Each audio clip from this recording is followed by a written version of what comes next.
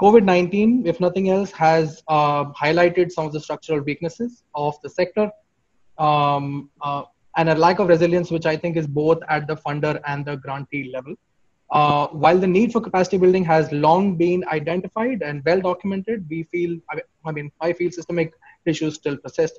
Will this pandemic be a watershed moment for for building systems that can actually last?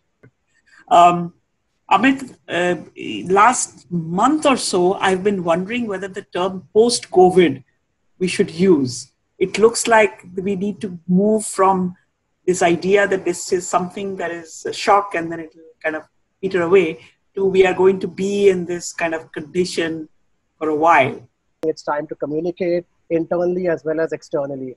Internally, firstly, with your entire team, share what the situation is, inviting perspective. We've done exactly that over the last, 2.5 months in British Asian Trust, really discussing internally. Every single person should know what is the impact of the organization. If there are funding streams that are going to be impacted, how does it really impact us, and invite perspectives so that we all are moving and tiding through this together.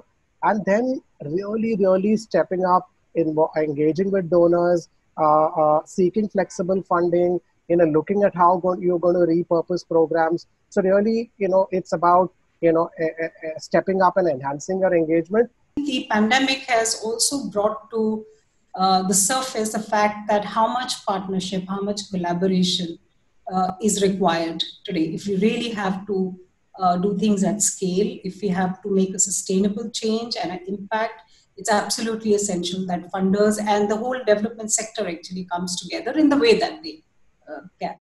In the normal world, if you look at, why a program can fail, there are a variety of reasons. But the three main reasons are, your program design is not good. So your theory of change was not good. Your program execution was not good. Or there was a big shift in the context. And in this case, we are seeing that there is a huge shift in the context while the program design and the program execution may be of same quality. But I think it's important to remain flexible, adaptable. It's important to listen to your partner organizations and see the kind of changes, challenges that they're facing, and then be able to adapt to those challenges.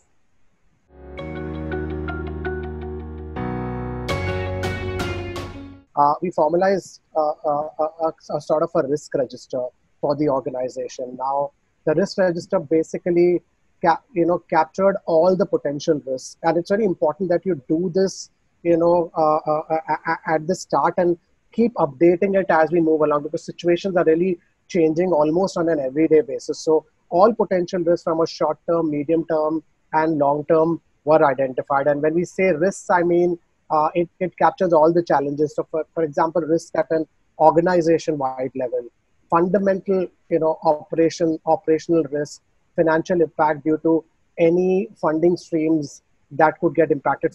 All we can say is, as donors, you need to have a flexible approach, really not be too fussed about tracking activities and inputs, not being very tight on what the expectations from grantee organizations are. So never be over-dependent on, in fact, we try to leverage our network to the extent possible that we can help, and always encourage them to bring on co-funders. In fact, some of the activities that we do within the programs, a lot of our gating points or our milestones are actually based on, are you being able to leverage funding from other partners as well? Because I think being over-dependent on any one donor or any one segment can be quite tricky and difficult, especially in today's time. I think that's one. And as part of the function that I'm leading, which is organization development, at least I can count, and we've just started this function about a year and a half ago.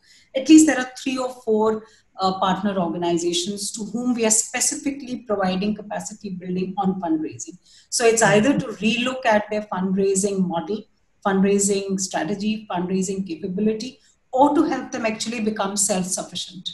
One is that, for example, we've been doing this USR exercise since 2005.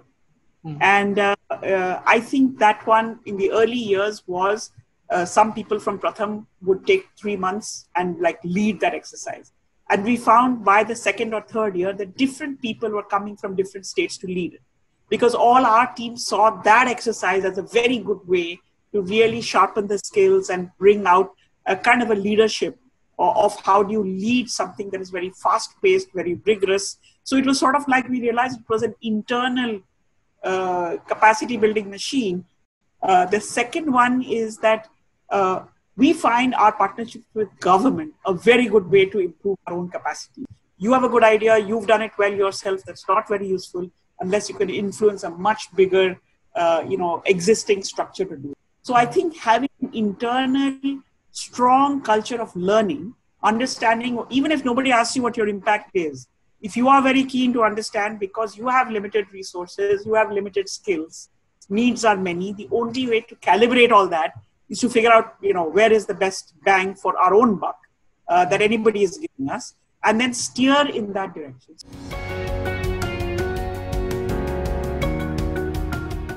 So I don't think one thing will actually work for the grassroots. It's a question of what access of technology do you really have? Is it social media?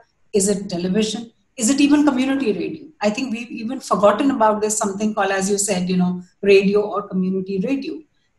People have forgotten about it, but I think it's important to identify what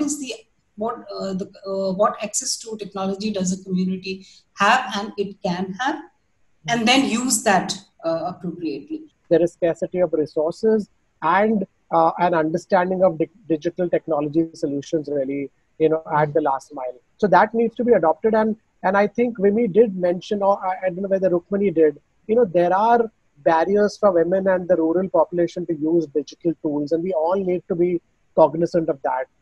Technology is not a silver bullet and often does not reach the poorest end.